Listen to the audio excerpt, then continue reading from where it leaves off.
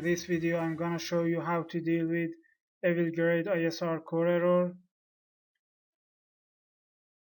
First we go to Evilgrade directory and get a list so that you can see the contents.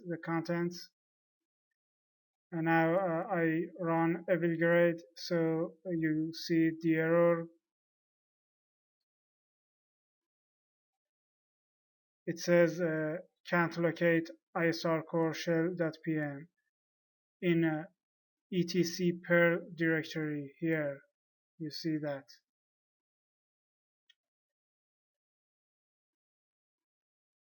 In fact, we need to copy all contents of isrcore into etc perl.